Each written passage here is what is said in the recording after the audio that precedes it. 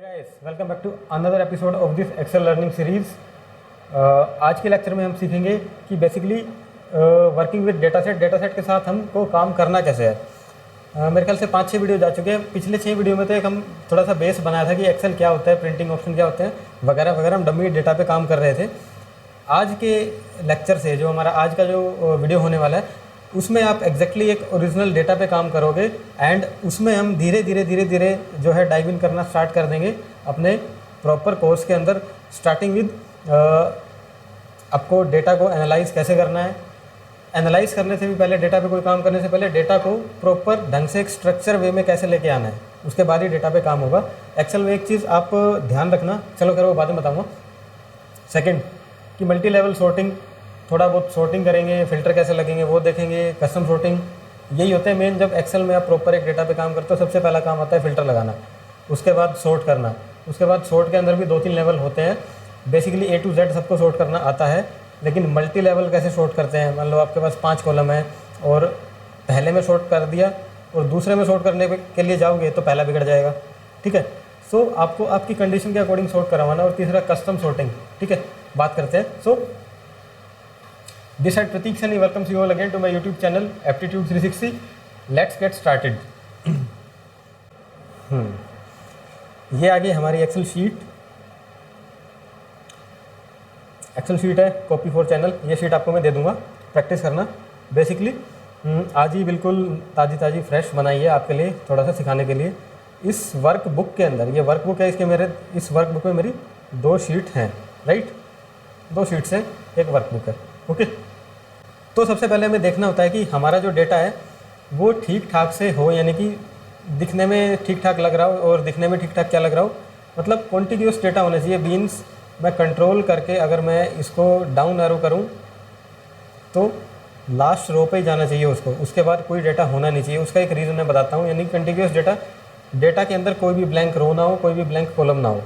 सबसे पहली चीज़ आपको ध्यान रखनी है किसी भी डेटा पे कोई भी फॉर्मेटिंग अप्लाई करने से पहले। यानी कि आपने एक्सेल शीट खोल ली है या कहीं से आपके पास एक्सेल शीट कोई आई है और उस पर आपको बोला गया कि एक पर्टिकुलर क्राइटेरिया के ऊपर मेरे को रिपोर्ट प्रिपेयर करके दो। किसी ने भी वो आपको शीट भेजी है, आपने खुद से बनाई है, सबसे पहले देखो कि वो डेटा आपका कॉन्टिग्यूस है भी या नहीं है। कॉन्टिग्यूसिटी कैसे देखोगे उसी चीज़ की, प्रॉपर देखना है कि कोई ब्लैंक रो नहीं होनी चाहिए, कोई ब्लैंक कॉलम नहीं होना चाहिए। अगर मान लो जैसे कि सैलरी कॉलम है तो उसके अंदर ऐसा नहीं होना चाहिए कि ये कोई एक सैलरी है, कोई कैसे लिखी है, कोई कैसे लिखी है। फॉर एन एग्जांपल ये फ़ोन नंबर है तो फ़ोन नंबर प्रॉपर फॉर्मेट के अंदर होना चाहिए, राइट। एंड ईमेल आईडी है तो वो ईमेल आईडी की तरह ही दिखनी चाहिए कि जैसे कि इसमें एक प्रॉपर सीरीज़ के अंदर आपको दिख रही है। पहले अपने डेटा को ऐसा बनाना सीखो। फॉर एग्जांपल इसके अंदर मैं एक रो, एम्प्टी रो इसमें डाल देता हूँ। उससे होगा क्या, नुकसान क्या होगा, मैंने एक एम्प्टी रो इसके अंदर डाल दी, डेटा है, ऐसा ही मिलता है डेटा, ठीक है। ऊपर वाले पोर्शन के अंदर कंट्रोल A अगर मैं करूं, होना तो चाहिए था पूरा का पूरा डेटा मेरा सेलेक्ट, लेकिन हुआ क्या है, सिर्फ इस एम्प्टी रो से ऊपर वाला डेटा सेलेक्ट, ठीक है। उसका रीज़न क्या है, क्योंकि जब भी आप कंट्रोल A करते हो, मतलब आपने यहाँ से कंट्रोल A किया, ये वाला सेल लिया और यहाँ से कंट्रोल A किया तो एक्सेल ये मान लेगा, एक्सेल वो वाली वहाँ तक की बाउंड्री लेता है जहाँ तक को उसका पूरा डेटा मिलता है।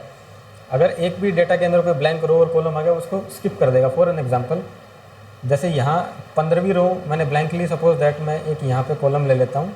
कॉलम डालने का शॉर्टकट मैंने बताया ही था, यहाँ कॉलम एक एंटर कर देता हूँ, राइट। एक मैंने रो डाल दी, खाली एक कॉलम डाल दिया। अब कंट्रोल A करो, जहाँ तक भी वो डेटा आपका कस्टमाइज था, यानी कि जहाँ तक सीधा डेटा आ रहा था बिना रो का बिना कॉलम का, वो उसने वो सेलेक्ट कर लिया। अब यहाँ पर आप टैप करो और सेलेक्ट करो, ये वाला पकड़ लिया, यहाँ करो ये वाला पकड़ लिया, यहाँ करो ये वाला पकड़ लिया। और अगर मैं आ जाऊँ ज़रा सा इस व्यू के ऊपर तो ये मेरा कंप्लीट डेटा है। फॉर द टाइम बिंग मैं इन दोनों चीज़ों को हटा रहा हूँ।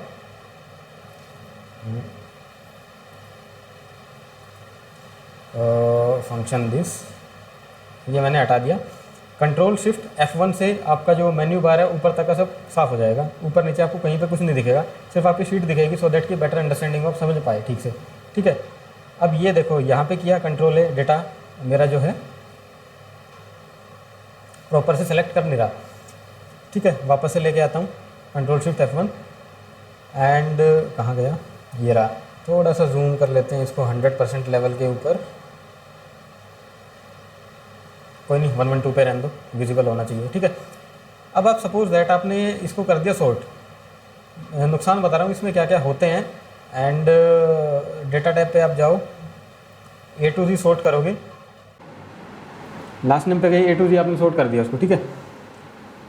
इसने क्या क्या किया, सॉर्टिंग BCDEFGHIJKLM और Y और Z, लेकिन यहाँ M, वो सॉर्टिंग इस जो ब्लैंक रो थी उसके नीचे अप्लाई हुई नहीं, तो उसका यही नुकसान है। फॉर एग्जांपल मैं कंट्रोल Z कर दूँ इसको, और अगर मैं इसको लगा देता हूँ, ये पूरा का पूरा सेलेक्ट किया डेटा, डेटा पे मैं फ़िल्टर लगाता हूँ।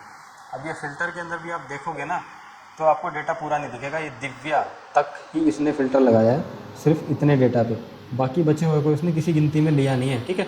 तो ये नुकसान होते हैं हमारे जब डेटा कॉन्टिग्यूस ना हो, सो दैट कि आपको डिज़ायर्ड रिजल्ट जो है मिलता नहीं है एक्सेल के अंदर जैसे कि हम चाहते हैं, ठीक है।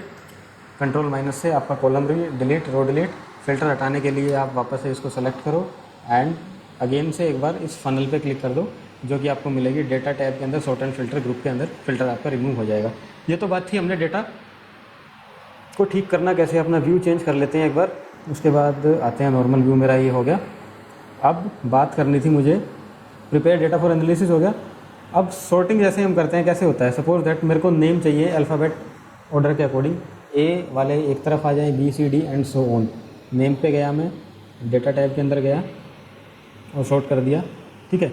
आरती, आनंद, अंजना, जो भी ये नाम है, लास्ट में जाके VWXY वाला भी था कोई क्या, मेरे ख्याल से तो नहीं था, इसने इसको सॉर्ट कर दिया। अब यहाँ पे आपके कॉलम बी पे आपने A to Z सॉर्टिंग लगाई, आप कॉलम सी पे अगर चाहते हो कि मैं इसको भी A to Z he sort कर दूँ, तो एक बार ज़रा अप्लाई करके देखो, एक्सपेंड दिस सिलेक्शन क्यों कर रहा है ये,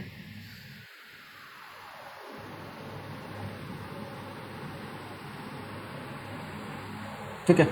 अब इसने क्या किया, लास्ट नेम के अकॉर्डिंग ABCD यहाँ पे अपना जो है सॉर्टिंग अप्लाई कर दी। ये अप्लाई करने से हुआ क्या, लास्ट नेम के अकॉर्डिंग तो सॉर्ट कर दिया, लेकिन वहाँ पे जो A से स्टार्ट हो रहा था हमारा ये अनन्या, ये नीचे आ गया, यानी कि यहाँ तक की जो सॉर्टिंग थी आप इसको दोबारा से A to Z सॉर्ट करोगे, मेरे सिलेक्शन से बगैर डेटा कहाँ जा रहा है।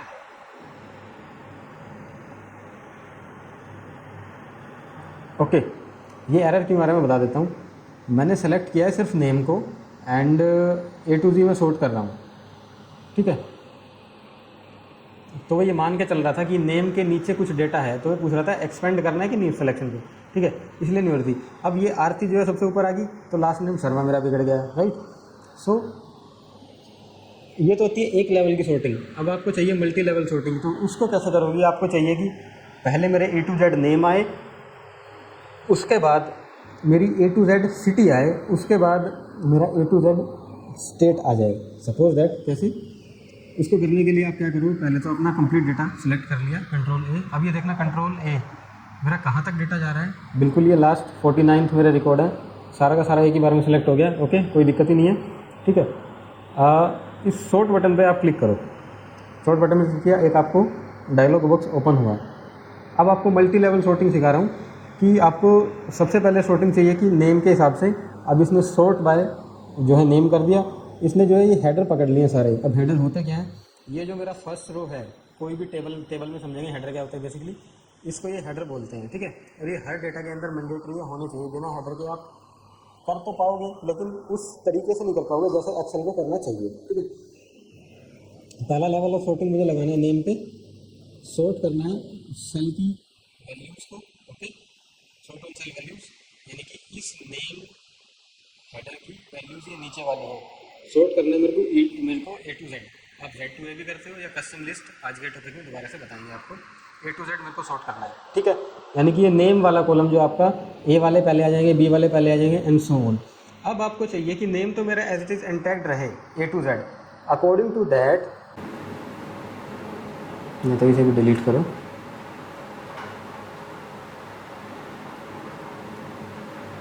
सॉर्ट बाय मुझे चाहिए सबसे पहले region A to Z, region के अंदर चाहिए मुझे city A to Z and then चाहिए नेम A to Z, और मैं कर रहा हूँ इसको okay, right, okay. Control G. एक बार दोबारा से समझो, क्योंकि ये डेटा थोड़ा इस हिसाब से है कि उस पर जो बहुत ज़्यादा सा ना समझ में आ नहीं रहा। तो इसे करो सॉर्ट। इस बार आप सारे लेवल डिलीट कर दो। ऐड लेवल, पहला लेवल चाहिए उल्टा, चलो रीजन के हिसाब से ले लो। पहला रीजन चाहिए मुझे and cell value A to Z। उसके बाद आप आ जाओ रीजन के बाद आप ले लो सिटी, लेके स्टेट ले। रीजन के बाद ले लो सिटी सेम, एंड देन आप ले लो इसके अंदर। उसके बाद मुझे चाहिए नेम और कर दो ओके। राइट, अब देखो सबसे पहले ABC आता है, यानी कि अल्फ़ाबेट के अकॉर्डिंग रीजन में इसने सेंट्रल रीजन उठा लिया पूरे डेटा का। ठीक है, ये लो सेंट्रल रीजन ले लिया। अब उस सेंट्रल रीजन में उसके बाद मैंने सिटी लगाया था, तो BCDEFGHIJKLMNOPQR उसी फॉर्मेट में। उसके बाद फर्स्ट नेम आई, बिल्कुल सही सॉर्ट ये होके आया जैसे आपको मल्टी लेवल सॉर्टिंग चाहिए थी। उसके बाद ईस्ट एंड नॉर्थ के अंदर बहुत सारे हैं, आप नॉर्थ का एक बार चेक करो। ये आया, मैं नॉर्थ का डेटा, नॉर्थ में देखो नॉर्थ। उसके बाद थी मेरी सिटी, सिटी में ए से ऊपर आगरा आ गया। उसके बाद P से स्टार्ट हो रहा है और R पे गया है। राइट, तो ये थी मल्टी लेवल सॉर्टिंग। ठीक है, नेक्स्ट हम करते हैं कस्टम सॉर्टिंग। क्या होता है अब multi level and custom sorting के अंदर फ़र्क क्या होता है? कस्टम सॉर्टिंग के लिए एक मैं दूसरी शीट पे आता हूँ, सॉर्ट एंड फिल्टर। ये मेरा हो गया कस्टम सॉर्ट। अब ये कस्टम सॉर्टिंग करनी है, जैसे कि ये सपोज दैट डेट है, डेट के अंदर ये कोई डेटा है, डेट, नेम, सेल्स हैं और रीज़न है। ओके, पहले तो वही अपनी डेटा की कंटिन्यूटी चेक करो कि कोई गड़बड़ तो नहीं है। ये एक राज मेरे को एक्स्ट्रा दिख रहा है, इसे हटा दो, दिक्कत करेगा बाद में। बाकी सब ठीक ठाक ही दिख रहा है। यहाँ पे दिख रहे हैं जनवरी, फरवरी, मार्च, अप्रैल, मई, जून, जुलाई। मुझे चाहिए कि जनवरी, फरवरी, मार्च, जिस हिसाब से हमारे मंथ चलते हैं उसके अकॉर्डिंग ये सब सॉर्ट हो जाए, अलाइन हो जाए। And then region wise cell जैसे भी जो भी मुझे देखनी होगी उसे देख लेंगे। अब आप क्या करोगे? ठीक है सर, हम कर देते हैं, कोई बात नहीं। डेट लिया, या डेट की जगह इसको मंथ कर लो, मंथ ज़्यादा बेटर नेम लग रहा है। मंथ लिया, A to Z आप कर दोगे। जैसे ही आपने A to Z किया, अकॉर्डिंगली तो होना चाहिए था जनवरी पहले आना चाहिए था, बट इसने क्या किया, अप्रैल को उठा के पहले दे दिया, क्योंकि अल्फ़ाबेट के अकॉर्डिंग तो पहले ही आता है। ठीक है, तो ये तो कोई मेरे ख्याल से तो सेंस बनी नहीं कि आप जनवरी को उठा के अब manually cut copy and paste करो के मूव करो।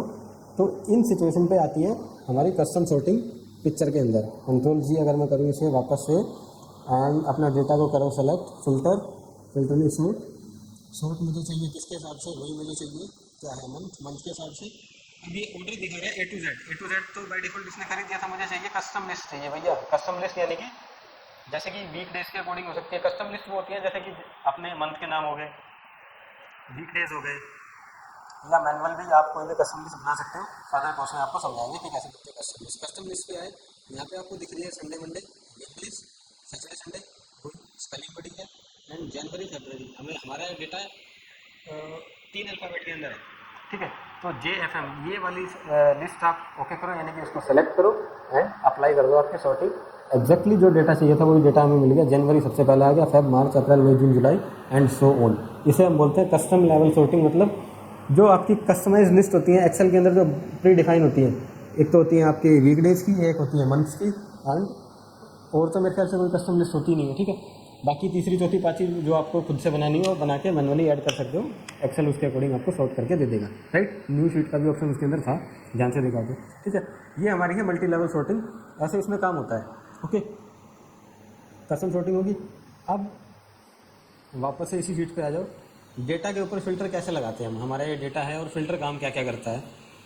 कोई भी एक्सेल शीट है या कोई भी डेटा आपके पास आया है, अब मुझे चाहिए कि मेरा जो रीज़न है, मैं इसको ज़रा एक बार कंट्रोल Z कर दूँ, सो दैट कि मेरी ये सॉर्टिंग जो है वापस से ओरिजिनल फॉर्मेट के अंदर आ जाए। जो भी ये मैंने किया था इसे मैं कर देता हूँ डिलीट।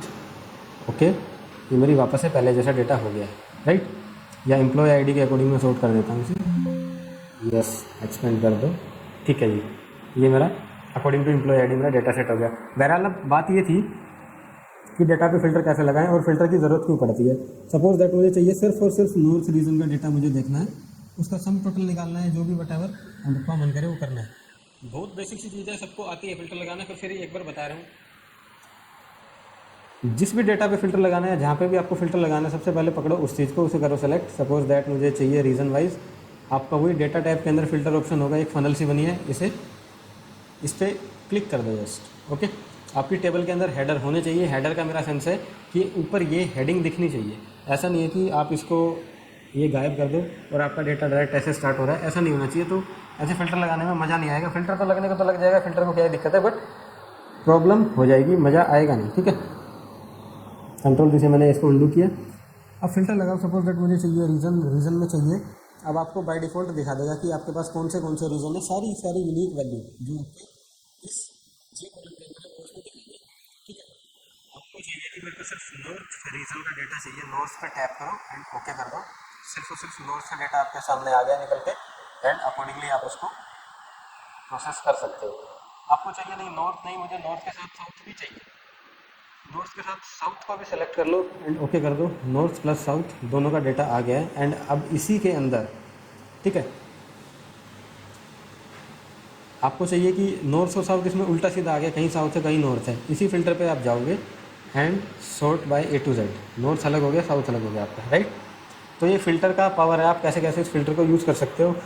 एंड जब आप एक चीज़ नोटिस करोगे, यहाँ पे एक drop down arrow kind of बन के आ जाएगा। जैसे ही फ़िल्टर किसी भी चीज़ पे अप्लाई होगा, फ़िल्टर इनिशिएट कर रखा है, और जहाँ फ़िल्टर अप्लाई होगा वहाँ पे आप देखो, मैं आपको दिखाऊंगा ज़रा सा।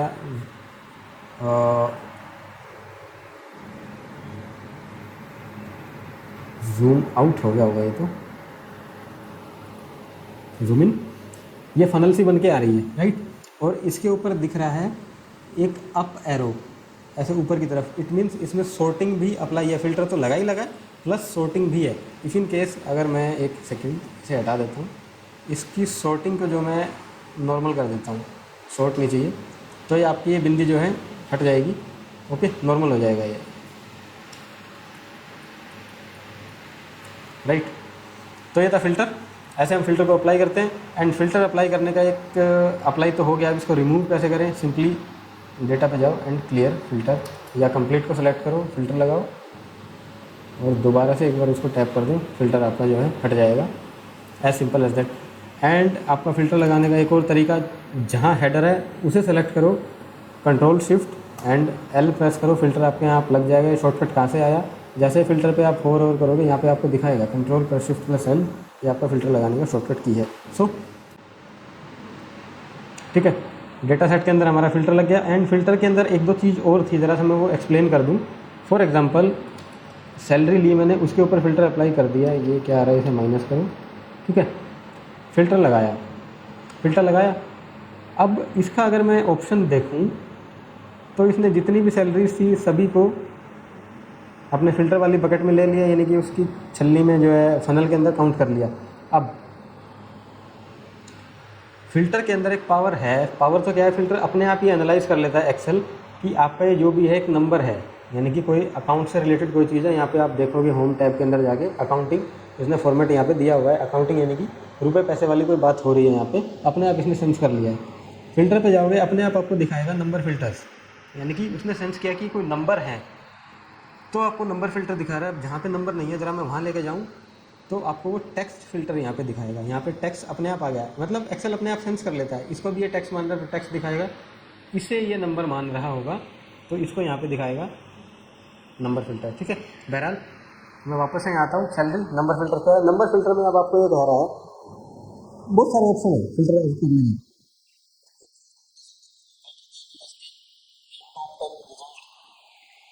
टॉप 10 ऐसे लोगों के नाम बताओ जो हाईएस्ट पेड एम्प्लॉय है। टॉप 10 पे आप क्लिक करो, आइटम पे आ जाओ, सिंपली वो आपको टॉप 10 की लिस्ट निकाल के दे देगा। ओके, ये टॉप 10 हाईएस्ट पेड आपके एम्प्लॉय हैं जो इन्होंने सैलरी, जो भी मैक्सिमम सैलरी ले रहे हैं। ठीक है, तो आप फिल्टर का ऐसे यूज़ कर सकते हो। कहने का मतलब ये था कि अपने आप ये सेंस कर लेता है। ठीक है, इसे हटाना हो वापस से, या कस्टम फिल्टर या तो इसको वापस से टैप कर दो, या कुछ भी ना समझ में आए तो क्लियर फिल्टर पे जाओ and clear filter for salary. ये आपको हो गया बेसिक सा। उम्मीद करता हूँ कि आज की क्लास आपको अच्छी लगी होगी।